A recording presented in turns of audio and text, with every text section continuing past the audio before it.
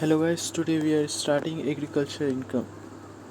Meaning, by virtue of section 2 subsection 1A, agriculture means मतलब section 2 subsection 1A के तहत agriculture का मतलब होता है फर्स्ट, एनी रेंट और revenue drive from a land which is situated in India and used for agriculture purpose. कोई भी रेंट या फिर रेवेन्यू किसी भी लैंड से ड्राइव्ड हो रहा है लेकिन वो सिचुएटेड इन इंडिया में और वो एग्रीकल्चर के पर्पस के लिए यूज़ हो रहा है तो वो तुम्हारा एग्रीकल्चर इनकम माना जाता है। इसका टैक्स पॉइंट हमेशा याद रखेंगे, रेंट में भी इन कैश और इन काइंड। जो रेंट है वो कैश में भी हो सकता है या फिर इन काइंड में भी हो सकता है। एसएससी में भी ओनर और टेनेंट ऑफ सच लैंड। जो एसएससी है वो उस लैंड का ओनर भी हो सकता है और दूसरे रूप में टेनेंट भी हो सकता है। दूसरा केस बोल रहा है any income drive from such land bye agriculture. जो भी इनकम ड्राइव्ड हो रहा है उस लैंड से वो एग्रीकल्चर के लिए होना चाहिए, तब वो तुम्हारा एग्रीकल्चर इनकम माना जाएगा। थर्ड बोल रहा है any income derived from such land by the performance by. कोई भी इनकम उस लैंड से आ रहा है, कौन से लैंड से, जो कि परफॉर्म्स कर रहा है। अ कल्टीवेटर, ये number B, receiver of rent in kind. Cultivator का मतलब यहाँ पे हो जा रहा है आपका खेतीहार।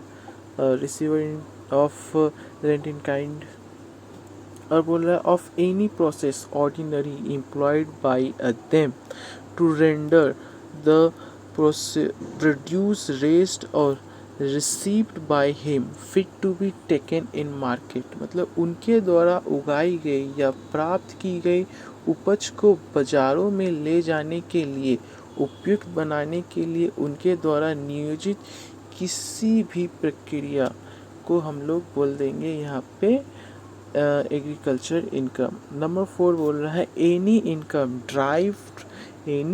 Drive from such land by sale of. कोई भी इनकम जो ड्राइव किया गया है सच लैंड से और सेल किया गया है। फर्स्ट क्या बोल रहा है, अ कल्टीवेटर और प्रोड्यूस रेस्ड बाय हिम, मतलब कल्टीवेटर के द्वारा उगाई गई उपज। और सेकेंड बोल रहा है receiver of rent in kind of the produce received by him, मतलब रेंट इन काइंड के द्वारा प्रोड्यूस किया गया और रिसीव किया गया। और क्या बोल रहा है, in respect of which no process has been performed other than a process required to render it fit for the market. जिसके संबंध में बाजार के लिए उपयुक्त बनाने के लिए आवश्यक प्रक्रिया के अलावा कोई प्रक्रिया नहीं की गई, तो वो हम लोग का हो जाएगा एग्रीकल्चर इनकम। इस पर टैक्स पॉइंट है, the process must be employed.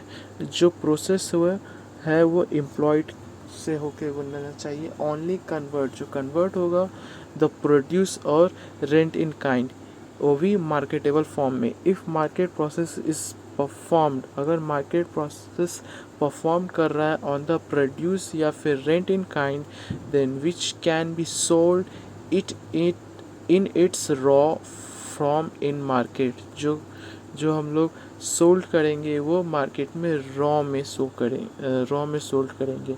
Then income derived, उसके बाद जो इनकम हम लोग के पास आएगा सच प्रोडक्ट का, तो उसमें पार्टली एग्रीकल्चर होगा और कुछ पार्टली नॉन एग्रीकल्चर इनकम होगा। इसके बारे में हम लोग डिटेल में डिस्कस करेंगे कुछ इसी चैप्टर में आगे। 5th नंबर बोल रहा है any income drive from a building. कोई भी इनकम जो बिल्डिंग से आ रहा है subject to fulfilment the following condition. अगर ये कंडीशन फुलफिल हो रहा है तो उसे हम लोग, उस इनकम को हम लोग मानेंगे एग्रीकल्चर इनकम, नहीं तो नहीं मानेंगे। फर्स्ट बोल रहा है the building should be occupied by the cultivator. जो बिल्डिंग है वो ऑक्यूपाइड होना चाहिए कल्टीवेटर या फिर receiver of rent in kind. Number B बोल रहा है the building should be on or in the immediate vicinity of the land being situated in India and used for agriculture purpose। जो building है वो should be on immediate vicinity of land पे होना चाहिए और जो सिचुएटेड है वो इंडिया में होना चाहिए और उसका पर्पस क्या होना चाहिए, एग्रीकल्चर पर्पस। नंबर सी बोल रहा है The building should be used as dwelling house or storehouse और अदर आउट बिल्डिंग। जो बिल्डिंग है ये यूज़ किया जा रहा है ड्वेलिंग हाउस या फिर स्टोर हाउस या फिर अदर आउट बिजनेस बिल्डिंग के लिए। डी नंबर क्या बोल रहा है, the land is either situated in rural area या फिर urban area and associate to land revenue या फिर लोकल रेट्स। जो लैंड है, जो बिल्डिंग जिस लैंड पे बना हुआ रहेगा वो लैंड सिचुएटेड होना चाहिए रूरल एरिया में, नहीं तो अर्बन एरिया। तो यहाँ पे अर्बन एरिया मीन्स हो जा रहा है आपका following is considered as urban area. Number A, land which is situated within the jurisdiction of any municipality।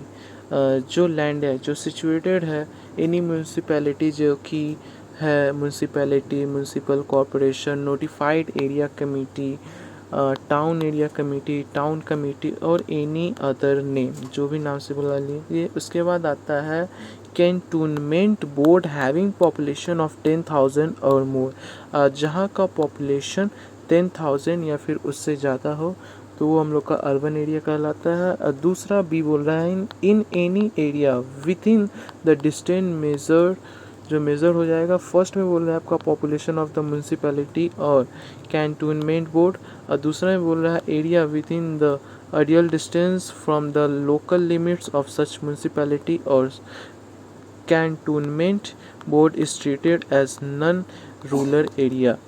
मतलब जिस जहाँ का पॉपुलेशन 10,000 से ज़्यादा हो बट 1 लाख से कम हो या 1 लाख तक होना चाहिए विद इन 2 किलोमीटर्स, तो वो हम लोग का हो गया आपका अर्बन एरिया। दूसरा बोल रहा है जहाँ का पॉपुलेशन 1 लाख से ज़्यादा हो बट 10 लाख तक होना चाहिए या फिर उससे कम, लेकिन उससे ज़्यादा नहीं, वो भी 6 किलोमीटर के अंदर अंदर, तो वो आपका अर्बन एरिया हो जाता है। और तीसरा बोलता है जहाँ का पॉपुलेशन 10 लाख से ज़्यादा हो वो भी 8 किलोमीटर के अंदर अंदर, तो आपका अर्बन एरिया होता है। टैक्स पॉइंट है जो मन में आपको रखना पड़ेगा, where such land or building is used for non agriculture purpose then any income drive from such land or building shall not be treated as agriculture income. जहाँ पर भी कोई लैंड या फिर बिल्डिंग यूज्ड हो रहा है नॉन एग्रीकल्चर पर्पस के लिए, देन उससे जो भी इनकम ड्राइव्ड होगा वो आपका एग्रीकल्चर इनकम नहीं माना जाएगा। सेकंड बोल रहा है इनकम ड्राइव्ड फ्रॉम लैंड, वो being let out for storing crops shall not be agriculture income। मतलब इनकम जो कि ड्राइव्ड हो रहा है लैंड को भाड़ा पे देकर उस लैंड पे क्रॉप्स को स्टोर कर रहा है और उसके बदले जो तुम्हें भाड़ा मिल रहा है वो तुम्हारा एग्रीकल्चर इनकम नहीं माना जाएगा। बिल्डिंग शुड बी ओन्ड या फिर occupied by the land owner. जो बिल्डिंग है वो ओन्ड या फिर ऑक्यूपाइड होना चाहिए लैंड ओनर के द्वारा। इफ़ ही रिसीव रेंट और रेवेन्यू फ्रॉम द लैंड, अगर वो रेंट या फिर रेवेन्यू रिसीव कर रहा है उस लैंड से। ऑन द अदर हैंड, दूसरे साइड से देखा जाए, इन केस ऑफ कल्टीवेटर और receiver of rent in kind, in case of cultivator या फिर रिसीवर ऑफ काइंड के रूप से देखा जाए तो it is enough that the building is occupied by him. ये एनफ है कि बिल्डिंग ऑक्यूपाइड होना चाहिए कल्टीवेटर या फिर receiver of rent in kind. Notes है जो याद रखने पड़ेंगे, जैसे profit on transfer of agriculture land, profit on transfer of agriculture land shall not be treated as agriculture income. अगर एग्रीकल्चर लैंड पे कोई भी प्रॉफिट ट्रांसफ़र किया जाता है तो वो एग्रीकल्चर इनकम आपका नहीं माना जाएगा। Nexus between agro activity and agro income, agro activity और एग्रो इनकम के बीच में क्या संबंध है, तो there must be a close nexus between agro activity and agro income. आपका एग्रो एक्टिविटी और एग्रो इनकम के बीच में काफ़ी क्लोज नेक्सस है। Income by way of sale commodity, sale of commodity से जो इनकम आता है या फिर being different from what is राइज्ड and processed, उससे जो इनकम आता है वो आपका एग्रीकल्चर इनकम नहीं होता है। एक एग्जांपल देख लेते हैं, जैसे एसएससी ग्रो कर रहा है mulberry leaves to feed silk worms. मतलब एसएससी मालबेरी के पत्ते को उगा रहा है, किस लिए? सिल्क वर्म्स को खिलाने के लिए। सिल्क वर्म्स मीन्स रेशम के कीड़ों को, और उससे वो ऑब्टेन कर रहा है सिल्क कोकून्स, और उससे जो इनकम आ रहा है उसे मार्केट में बेच के, सिल्क कोकून को मार्केट में बेच के उससे जो इनकम आ रहा है वो आपका एग्रीकल्चर इनकम के रूप में ट्रीटेड नहीं किया जाएगा। अच्छा, यहाँ पे एग्रीकल्चर ऑपरेशन या फिर एग्रीकल्चर पर्पस क्या होता है ये समझते हैं। The act now nowhere defines the term agriculture operation agriculture purpose। इस एक्ट पे कहीं पर भी एग्रीकल्चर ऑपरेशन या फिर एग्रीकल्चर ऑपरेशन को डिफाइन नहीं किया गया है। However the Supreme Court laid down guideline to determination of the scope of them. तो जो सुप्रीम कोर्ट है उन्होंने कुछ गाइडलाइन इशू किए हैं एग्रीकल्चर्स को पहचानने के लिए। यहाँ पे एग्रीकल्चर एक्टिविटी को दो पार्ट्स में डिवाइड किया गया है। सबसे पहला बेसिस ऑपरेशन और दूसरा सब्सीक्वेंट ऑपरेशन। बेसिस ऑपरेशन मतलब होता है आपका, इसका मतलब होता है human skills and labour upon the land period to germination. मतलब इस पे आपको ह्यूमन लगेगा, मतलब जैसे कि एग्जांपल लग गया tilling of land, sowing of seeds, planting, irrigation, इस सब के लिए आपको ह्यूमन स्किल्स का ज़रूरत पड़ता है, लेबर का। तो मतलब वह जो आदमी के द्वारा किया जाए, लेबर के द्वारा किया जाए, वो आपका बेसिस ऑपरेशन माना जाता है। इस पे कुछ टैक्स पॉइंट है जो हमें याद रखना पड़ेगा। Any spontaneous growth from land itself that is without any human efforts cannot be termed as agriculture income। वो लैंड पे अगर कुछ भी खुद से उग जाता है बिना किसी ह्यूमन एफर्ट से, तो वो आपका एग्रीकल्चर ऑपरेशन नहीं माना जाएगा। उसके बाद आता है सब्सीक्वेंट ऑपरेशन। सब्सीक्वेंट ऑपरेशन का मतलब होता है which fosters the growth and preserves the produce. इसका मतलब होता है जो विकास को बढ़ावा देता है और उपज को संरक्षित करता है। दूसरा, for rendering the produce fit for sale in market, उपज को बाजार में बिक्री के लिए उपयुक्त बनाने के लिए। And which are performed after the produce sprouts from the land, मतलब जो भूमि से उपज के अंकुरित होने के बाद किया जाता है। जैसे एग्जांपल्स है digging the soil around the growth, removal of undesirable undergrowths, weeding, tending, pruning, cutting, harvesting etcetera. ये सब आपके हुए सब्सीक्वेंट ऑपरेशंस। कुछ है जैसे टैक्स पॉइंट है जो आपको याद रखना पड़ेगा, जैसे activity were treated as agriculture activity करेंगे कि नहीं। जैसे अगर बेसिस ऑपरेशन हुआ है तो उसे हम लोग एग्रीकल्चर एक्टिविटी मानेंगे। अगर सब्सीक्वेंट ऑपरेशन हुआ है तो उसे हम लोग नॉन एग्रीकल्चर एक्टिविटी मानेंगे।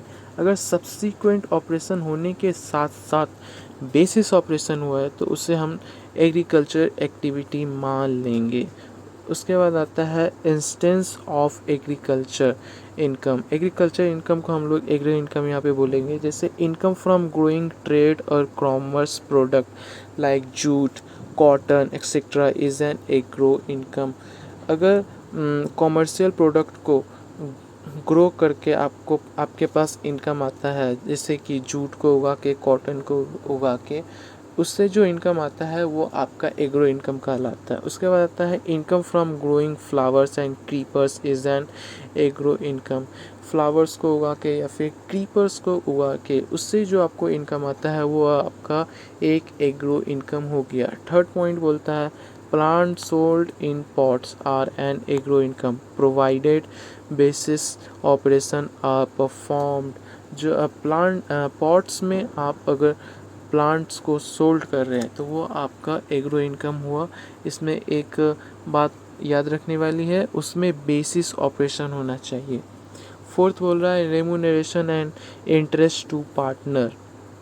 Any remuneration, salary, commission etcetera receive by a partner from a firm engaged in agriculture operation is an agro income. कोई भी रेम्यूनरेशन जैसे सैलरी हो गया, कमीशन हो गया, अगर ये किसी भी पार्टनर को मिल रहा है जो किसी भी फर्म से, जो फर्म है एग्रीकल्चर ऑपरेशन करता है, उससे अगर रेम्यूनरेशन मिल रहा है तो वो आपका एक एग्रो इनकम हुआ। Interest on capital receive by A partner from a firm.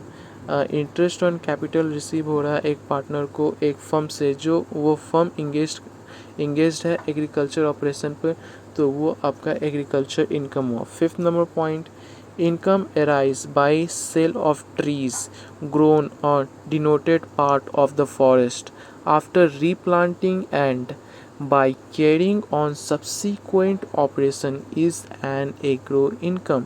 One के कटे फटे भागों में वृक्षारोपण के बाद उगाए गए वृक्षों की बिक्री से होने वाली आय आपका एग्रो इनकम माना जाएगा। Six number, compensation received from insurance company for damage caused by hailstorm to the green leaf of the SSC tea garden is agriculture income। Compensation receive हो रहा है इंश्योरेंस कंपनी से, किस लिए? आपका टी गार्डन हेल स्ट्रूम के कारण damage हो गया, तो उससे जो आपको कंपनसेशन मिलेगा उस एसएससी को, वो आपका एग्रीकल्चर इनकम माना जाएगा। उसके बाद सेवेंथ पॉइंट बोल रहा है, any fee drive from land used for grazing of cattle being used for agriculture operation is an agro income. मतलब कोई भी फी ड्राइव्ड हो रहा है आपको गैजनिंग ऑफ कैटल से लैंड के, वो होना चाहिए एग्रीकल्चर ऑपरेशन से, तो वो आपका एग्रो इनकम माना जाएगा।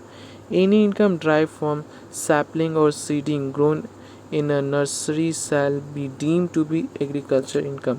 कोई भी ऐसा इनकम जो ड्राइव्ड हो रहा है sapling or seeding grown in a nursery, तो उसे हम लोग मान लेंगे कि वो एक एग्रीकल्चर इनकम है। अब instance of non agriculture income, यहाँ पे नन एग्रीकल्चर इनकम को बोलेंगे नन एग्रो इनकम, वो जो अब एग्रीकल्चर इनकम नहीं है। जैसे salary receive by an employ from any business is non agro income. या सैलरी रिसीव हो रहा है एक एम्प्लॉय को किसी भी बिजनेस से, तो वो आपका नन एग्रो इनकम माना जाएगा। Dividend receive from a company engaged in agriculture operation is non agro income. मतलब एक कंपनी से आपको डिविडेंड रिसीव हो रहा है, वो कंपनी भले ही एग्रीकल्चर ऑपरेशन से हो, तो वो आपका नन एग्रो इनकम माना जाएगा। Third number point, income from salt produce by floating the land with sea water is non agro income. Sea water से आप नमक बना रहे हैं, उससे जो आपका इनकम हो रहा है वो आपका नन एग्रो इनकम हुआ। Income from fishers, poultry farms, dairy farms, butter and cheese making etcetera are non agro income. Fifth number point बोल रहा है, breeding and rearing of livestocks is non agro income. Six number बोल रहा है, interest receive by a money lender. Money lender से आपको interest receive हो रहा है in a form of agriculture produce, जो कि एग्रीकल्चर प्रोड्यूस कर रहा है, तो आपका एक नन एग्रो इनकम माना जाएगा। सेवेंथ नंबर पॉइंट बोल रहा है, profit on sale of standing crops after harvest. मतलब जो प्रॉफिट है कटाई छटाई के बाद जो खड़े अनाज है उससे आपको प्रॉफिट हो रहा है, तो वो आपका नन एग्रो इनकम माना जाएगा। 8 number, royalty income from mines is non agro income. Mines से जो रॉयल्टी इनकम हो रहा है आपका नन एग्रो इनकम माना जाएगा। 9th number point, remuneration to a director or managing director from a company engaged in agriculture business is non agro income. Director या फिर मैनेजिंग डायरेक्टर्स को आप रेम्यूनरेशन दे रहे हैं, भले वो कंपनी इंगेज कर रही है एग्रीकल्चर बिजनेस, तो वो आपका नन एग्रो इनकम माना जाएगा। 10 नंबर पॉइंट बोल रहा है, income earn by a cultivator from conversation of sugar cane to jaggery is non agro income to extent to which income is related to such conversation only. This is because sugarcane itself is marketable.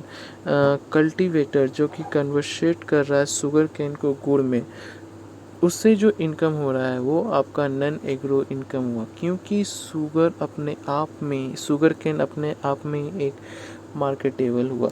उसके बाद आता है 11th number point, interest on arrears of rent receivable is respect of agricultural land is non-agro income. 12 number point बोल रहा है income from a land situated outside India is non agro income. वह land जो कि India के बाहर situated है उससे जो इनकम आ रहा है हो रहा है वो आपका नॉन एग्रो इनकम हुआ। 13 नंबर पॉइंट बोल रहा है annuity receive by a person in consideration of transfer of agriculture land. मतलब एक पर्सन को एन्युटी रिसीव हो रहा है अपना एग्रीकल्चर लैंड को ट्रांसफ़र करके, उससे जो इनकम आ रहा है वो आपका नॉन एग्रो इनकम हुआ। Income on supply of water for agriculture operation is non agro income. Water को सप्लाई करके जो भी आपका इनकम हो रहा है भले ही वो एग्रीकल्चर ऑपरेशन से ही हो रहा है तो वो आपका एक नॉन एग्रो इनकम हुआ। 15th number point income from sale of trees and grasses grown spontaneous is non-agro income। मतलब वो पेड़ या फिर वह घास जो बिना किसी ह्यूमन इफेक्ट से आया है वो या फिर हुआ है तो वो आपका एक नॉन एग्रो इनकम हुआ। उसके बाद बोल रहा है treatment of partly agriculture and partly non agriculture income. मतलब पार्टली एग्रीकल्चर या फिर नॉन पार्टली एग्रीकल्चर इनकम का ट्रीटमेंट कैसे होता है। तो in case of assessee engaged in integrated activity, अगर एसएससी इंगेज कर रहा है integrated activity comprising of agriculture activity as well as non-agriculture activity, comprise करेंगे एग्रीकल्चर एक्टिविटी उसके साथ ही साथ non agriculture activity. Then profit of such integrated activity, तब जो इंटीग्रेटेड एक्टिविटी से जो प्रॉफिट होगा उसे segregated into agriculture income and non agriculture income, उसे दोनों में बांट देंगे एग्रीकल्चर इनकम और नॉन एग्रीकल्चर इनकम में। जैसे रूल नंबर 8 फर्स्ट केस क्या है, SSC is engaged in the business of growing and manufacturing tea in India। जो SSC है ग्रोइंग कर रहा है और मैन्युफैक्चरिंग कर रहा है टी इंडिया में, तो उस केस में 60% ऑफ इनकम आपका एग्रीकल्चर मान लिया जाएगा। अब बाकी बचा हुआ बैलेंस 40% इनकम आपका नॉन एग्रीकल्चर इनकम मान लिया जाएगा। जैसे एग्जांपल के तहत समझते हैं, if an assessee earn 5 lakh, अगर एक एसएससी 5 लाख रुपया अर्न कर रहा है from a business growing and manufacturing T से इंडिया में, तो उस केस में 5 लाख का 40% जो आएगा आपका 2 लाख वो आपका नॉन एग्रीकल्चर इनकम हुआ। बाकी बचा हुआ बैलेंस 5 लाख का 60% दैट इज़ 3 लाख वो आपका होगा एग्रीकल्चर इनकम। उसके बाद बोल रहा है रूल नंबर 7 है assessee is engaged in the business of growing and manufacturing rubber in India. अगर एसएससी एक बिजनेस इंगेज कर रहा है इंडिया में, वो बिज़नेस है आपका ग्रोइंग एंड मैन्युफैक्चरिंग रबर, तो उस केस में 65% ऑफ इनकम आपका एग्रीकल्चर इनकम माना जाएगा। बाकी बचा हुआ बैलेंस 35% ऑफ इनकम आपका नॉन एग्रीकल्चर इनकम माना जाएगा। उसके बाद आता है assessee is engaged in the business of growing and manufacturing coffee in India. जो एसएससी है वो अपना बिजनेस इंगेज कर रहा है इंडिया में growing and manufacturing coffee in India.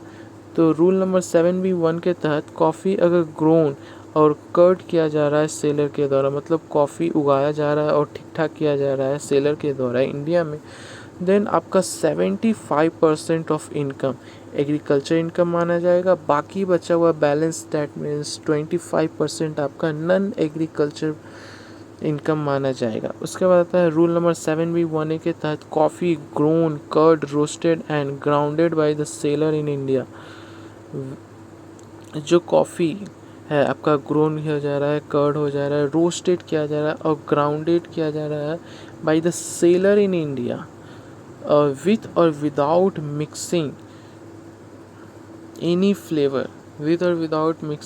Flavour, तो उस केस में 60% ऑफ इनकम आपका एग्रीकल्चर इनकम माना जाएगा, बाकी बचा हुआ 40% आपका नॉन एग्रीकल्चर माना जाएगा।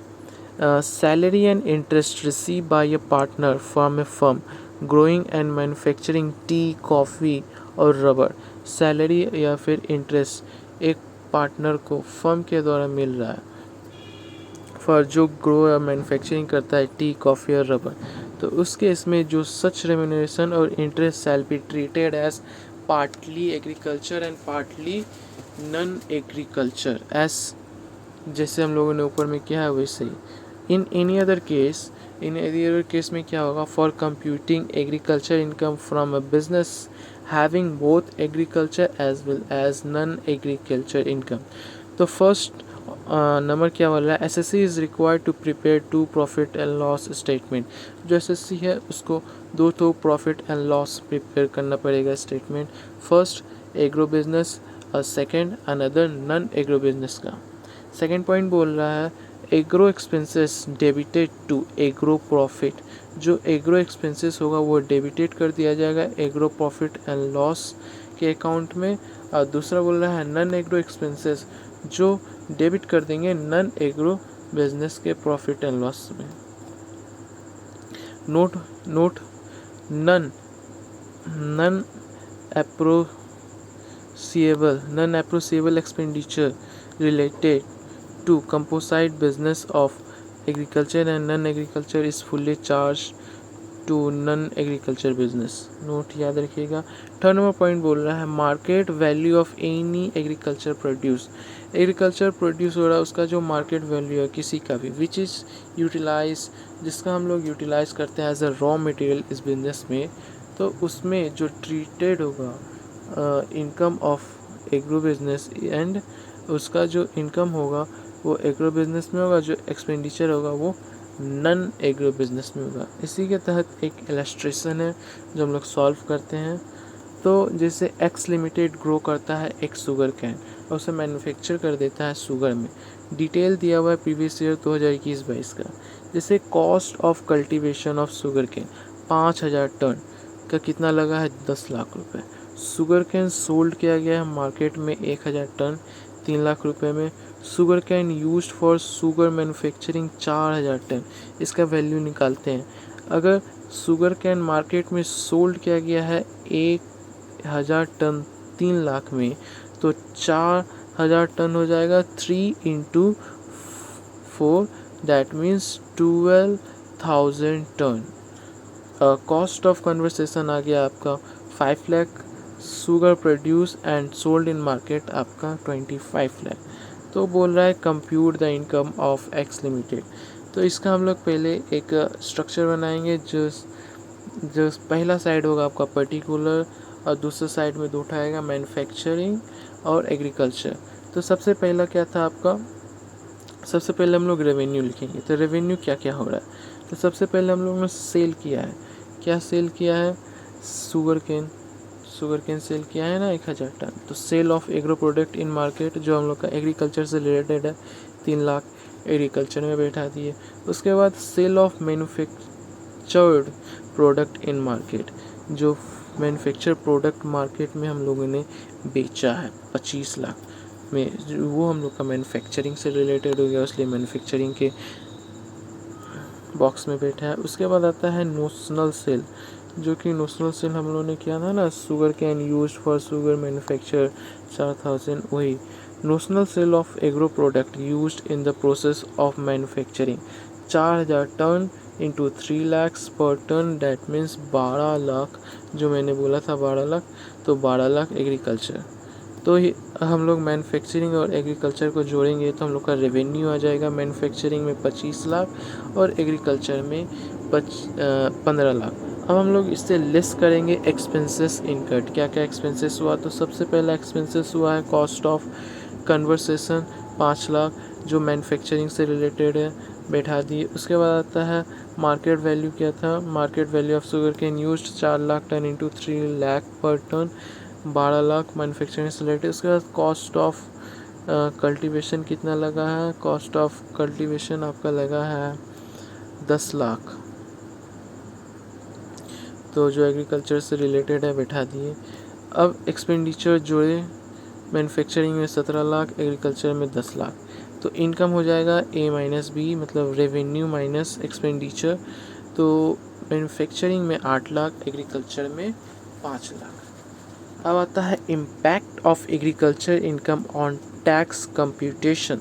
सेक्शन 10 सबसेक्शन 1 के तहत of this act, section 10 subsection 1 इस एक्ट में क्या बोला है कि एग्रीकल्चर इनकम एग्जेम्प्ट है from the tax our constitution. हमारे कॉन्स्टिट्यूशन में एग्रीकल्चर इनकम एग्जेम्प्ट है। Does not provide power to Parliament to levy tax on agro income. Agro income पे कोई पावर नहीं दिया गया है कि आप टैक्स ले सके। हाउएवर सिंस 1973 में एन इनडायरेक्ट मेथड, एक इनडायरेक्ट मेथड था, have been found to levy tax on agro income पे। According to this method agriculture income is included in the total income. जो एग्रीकल्चर इनकम होता था उसे हम टोटल इनकम में इंक्लूड कर देते थे of the assessee, deciding the tax slab of the assessee, जिस पे उस पर टैक्स स्लैब भी लग जाता था। The way to apply higher rate of tax slab on non-agriculture income by including agriculture income in the total income of the SSC are as under। इस पे कंडीशंस क्या है, conditions for including agriculture income in the total income of the assessee. Conditions देखते हैं। तो जो condition, ये condition किस किस पे लागू होता है, तो जो एसएससी इंडिविजुअल, अगर एसएससी इंडिविजुअल है तो उस पर लागू हो जाएगा। अगर हिंदू अनडिवाइडेड फैमिली पे है तो उस पर लागू हो जाएगा। बॉडी कॉर्पोरेट इंडिविजुअल है, बॉडी ऑफ इंडिविजुअल है तो उस पर हो जाएगा। एन एसोसिएशन ऑफ पर्सन और एन आर्टिफिशियल जुस्टिकल पर्सन है तो उस पर ये कंडीशन लागू हो जाएगा। सेकेंड बोल रहा है the assessee has non agriculture income. जो एसएससी है उसका non agriculture income exceeding the maximum amount of exemption। Non agriculture income जो मैक्सिमम एग्जम्पशन का अमाउंट है उससे एक्सीडिंग होना चाहिए। जैसे कि सीनियर सिटीज़न के लिए मैक्सिमम एग्जम्पशन 3 लाख है, सुपर सिटीज़न के लिए 5 लाख है, और in case of individual HUF, AOP, BOI, artificial juridical person के लिए 2.5 लाख तक है। उसके बाद आता है the agriculture income of the assessee exist 5 lakh. और जो एग्रीकल्चर इनकम है एसएससी का 5,000 से ज़्यादा होना चाहिए। तो इसी से रिलेटेड एक सम्स कर लेते हैं। जैसे मिस्टर एक्स जिसका एज है 42 इयर्स, जिसमें उसका नन एग्रो इनकम है 3,25,000 और एग्रो इनकम है 2,55,000। तो बोल रहा है कंप्यूट करने के लिए his tax liability for the assessment year 2022-2023 का। तो सबसे पहले एक हेडिंग देंगे computation of tax liability of mister x, जो मिस्टर एक्स का बना रहे हैं, असेसमेंट ईयर 2022-23 का। तो पहला particular rupees. Now income tax किस पे लगेगा, पहले इन दोनों को जोड़ेंगे, नॉन एग्रो इनकम और एग्रो इनकम, इन दोनों को जोड़ेंगे तो आ जाएगा आपका 5,80,000। तो 5,80,000 पे कितना टैक्स लगेगा। तो पहला 42 ईयर्स है, डैट मीन्स सीनियर सिटीज़न नहीं है, तो 2.5 लाख तक एग्जेम्प्ट है। तो 5,80,000 में पहला 2.5 लाख तक आपको कोई टैक्स नहीं देना पड़ेगा। फिर 2.5 लाख से 5 लाख के तक में आपका टैक्स आता है 5%। तो 2.5 लाख का 5% आपका हो जाता है 12,500। उसके बाद आता है 80,000। तो 80,000 का 20% आपका होता है 16,000। तो 16,000 प्लस 12,500 आपका आ जाता है 28,500। उसके बाद आता है, इससे लेस कर देंगे टैक्स ऑन एग्रो इनकम जो एग्जेम्प्ट है। जो एग्रो इनकम एग्जेम्प्ट होता है तो 2,55,000 प्लस मैक्सिमम एग्जेम्पशन कितना है 2.5 लाख। तो 2,55,000 प्लस 2.5 लाख 5,05,000। तो पहला 2.5 लाख पे कोई टैक्स नहीं देना पड़ता है। 2.5 लाख से 5 लाख 5% 12,500, फिर 5,000 का 20% आपका आता है 1,000 प्लस 12,500 13,500। अब 13,500 प्लस 28,500 आपका आता है इन दोनों को माइनस कर देंगे 28,500 में 13,500, तो आपका आ जाएगा 15,000। तो ये 15,000 आपका टैक्स लायबिलिटी है। इस पे हम लोग रिवेट माइनस कर देंगे अंडर सेक्शन 87A के तहत 12,500। तो 15,000 में से 12,500 आपका जाता है तो 2,500 आ जाता है। 2,500 पे आपको ऐड करेंगे हेल्थ एंड एजुकेशन सेस जो कि 4% है, तो इसका 4% आपका आता है 100 रुपया। तो 100 रुपया जैसे ही हम लोग माइनस करेंगे तो 2,600 रुपया आपका टैक्स आपको देना पड़ेगा। तो ये आपका टैक्स लायबिलिटी निकल गया मिस्टर एक्स का 2,600 रुपया। तो tax and cess payable rounding कर दिए हैं अंडर सेक्शन 2888B के तहत। तो आई होप आज का क्लास आपको समझ में आया होगा, और इसी के साथ हम लोग का एग्रीकल्चर इनकम चैप्टर कंप्लीट होता है।